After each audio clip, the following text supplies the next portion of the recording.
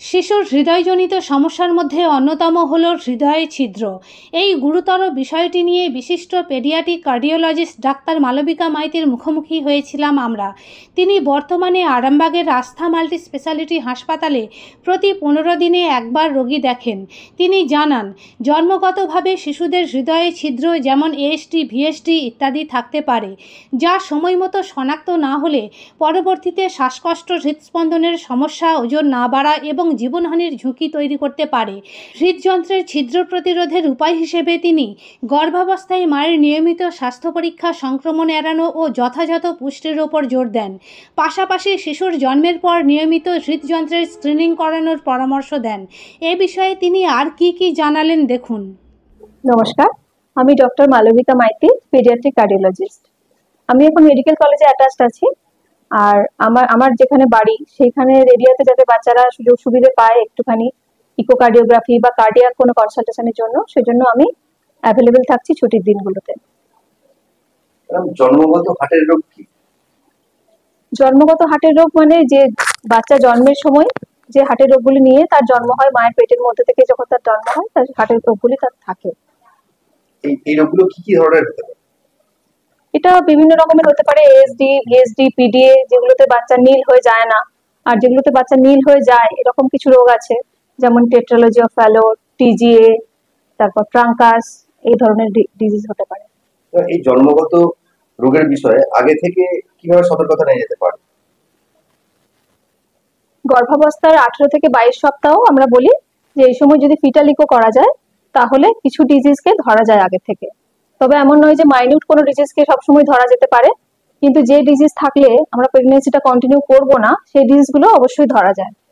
মানে fatal eco করলে ASD, VSD দুটোই ধরা যায়?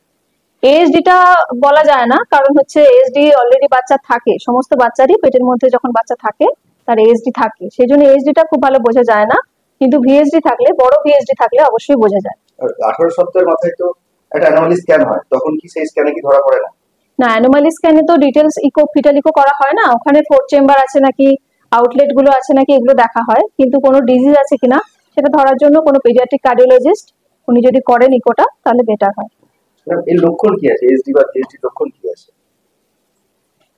এএসডি যদি থাকে তাহলে বাচ্চার 3-4 বছর পর্যন্ত কোনো সিমটম নাও হতে পারে, অথবা কেউ আবার অ্যাডাল্ট হয়ে যায় তখনও তার সিমটম হয় না, হয়তো ইনসিডেন্টালি ধরা পড়ে। কিন্তু ভিএসডি যদি বড় থাকে তাহলে বাচ্চার ফেলিয়ার টু থ্রাইভ থাকবে, বাচ্চা ওজন বাড়বে না, বাচ্চা খাওয়ার সময় হাঁপিয়ে যাবে, দুধ খেতে খেতে বারবার থেমে যাবে, বাচ্চার ওজন একদম কম থাকবে, ওজন বাড়তে চাইবে না, বারবার ঠান্ডা লাগবে, বাচ্চাকে হাসপাতালে বারবার ভর্তি করতে হবে। ম্যাডাম, এই এএসডি বা ভিএসডি বিষয়টা একটু বিস্তারিতভাবে বলুন। হার্টের 4টে চেম্বার থাকে, এবার দুটো এট্রিয়াম, দুটো ভেন্ট্রিকল। দুটো এট্রিয়ামের মধ্যে যদি কোনো ফুটো থাকে সেটাকে বলা হয় এএসডি, এট্রিয়াল সেপ্টাল ডিফেক্ট। আর যদি দুটো ভেন্ট্রিকলের মধ্যে ফুটো থাকে তাহলে ভেন্ট্রিকুলার সেপ্টাল ডিফেক্ট। এবার যদি কোনো হার্টের মধ্যে ফুটো থাকে তাহলে ডান দিকে আমাদের থাকে অশুদ্ধ রক্ত আর বাঁ দিকে থাকে বিশুদ্ধ রক্ত, সেটার মিক্সিং হয়। ভিএসডি ক্ষেত্রেও একই জিনিস? ভিএসডি ক্ষেত্রেও একই রকম, কিন্তু যেটা হয় প্রবলেম সেটা হচ্ছে এএসডি বা ভিএসডির ক্ষেত্রে পালমোনারি ফ্লোটা অনেক বেড়ে যায়। তার মানে হচ্ছে লাংসে, ফুসফুসের মধ্যে অনেক বেশি ফ্লো যায়, ব্লাড যায়, সেই জন্য বাচ্চার বারবার ইনফেকশন হয়, বাচ্চার ওজন বাড়ে না, বাচ্চা হার্ট ফেলিওরে চলে যায়। মানে ব্লাড ফ্লোয়ে যে মানে অস্বাভাবিকতা সেটা লক্ষ্য করা যায়। হ্যাঁ। মানে এই ছিদ্রের ক্ষেত্রে প্রত্যেকের ক্ষেত্রেই কম্পালসারি অপারেশন করতে হয় না, ছোট এএসডি বা ভিএসডি থাকলে আমরা ফলো আপে রাখি। ফলো আপে থাকতে থাকতে অনেক বাচ্চার ক্ষেত্রে কিছু টাইপের এএসডি বা ভিএসডি আছে যেগুলো বন্ধ হয়ে যায়, নিজে থেকেই বন্ধ হয়ে যায়। আর কোন সময় ম্যাডাম তাহলে এএসডি বা ভিএসডি ক্লোজার ডিভাইস ব্যবহার করতে হয়? এএসডি বা ভিএসডি দুটোর ক্ষেত্রে আমরা আর্লিয়েস্ট করব তখন যদি আমাদের মেডিসিন দিয়ে কন্ট্রোল না হয়, তাহলে আমাদের 1 বছরের মধ্যে হয়তো ওটি করতে হতে পারে। কিন্তু যদি বাচ্চার হার্ট ফেলিওর না হয়, মেডিসিনে বাচ্চা কন্ট্রোল থাকে, তাহলে বড় ভিএসডি বা বড় এএসডি ক্ষেত্রে কিছুদিন আমরা ওয়েট করতে পারি। এএসডির ক্ষেত্রে ইলেকটিভলি আমরা অপারেশন করি 3 থেকে 4 বছর বয়সে, সেটা মাইক্রো সার্জারিও হতে পারে অথবা ওপেন হার্ট সার্জারি হতে পারে।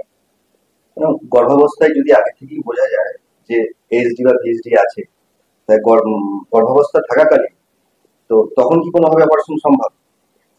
হ্যাঁ, ওটা মানে আমাদের এখানে এখনো চালু হয়নি, কিন্তু বাইরে মানে ইন্ডিয়াতেই অন্যান্য জায়গাতে এটা চালু হয়েছে যে বাচ্চার যদি ভালভে সংকোচন থাকে, ভালভ ছোট হয়, সেক্ষেত্রে বাইরে থেকে বেলুন দিয়ে সার্জারি করা যায় ইন্ট্রা ইউটেরাইন। লাইফে, কিন্তু সেটা আমাদের এখানে এখনো চালু হয়নি। ফিটাল থেরাপি যেটা, সেটা এখনো চালু হয়নি এখানে।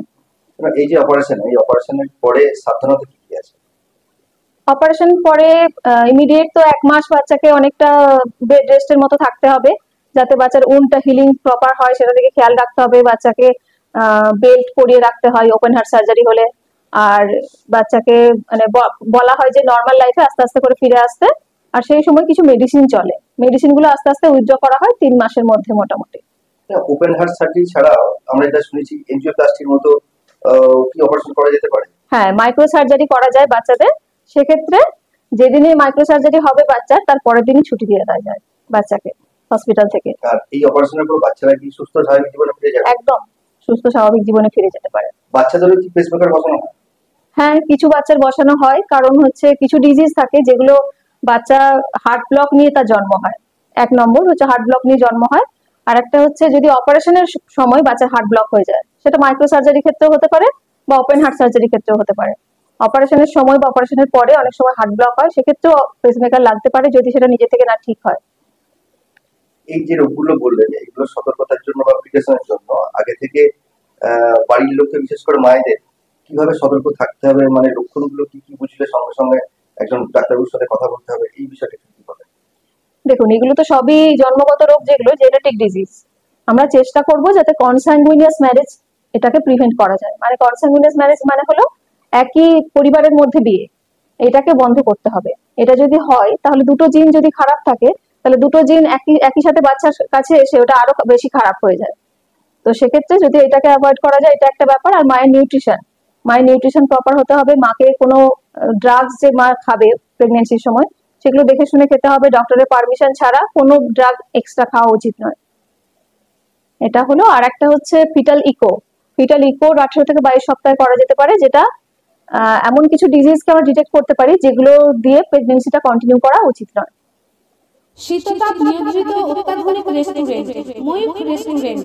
এখানে পাবেন চাইনিজ, পোলাও, বিরিয়ানি, তন্দুরি সহ সমস্ত রকম খাবার। এছাড়াও কাস্টমারদের সুবিধার্থে হোম ডেলিভারির বিশেষ ব্যবস্থা রয়েছে। পাশাপাশি যে কোনো অনুষ্ঠানের জন্য ভাড়া দেওয়া হয়। আমাদের ঠিকানা খানাকুল হেলান সংলগ্ন তিলক চক। Phone number 8617492616 9732162360। সেরা খাবারের স্বাদ পেতে আজই আসুন ময়ূখ রেস্টুরেন্টে।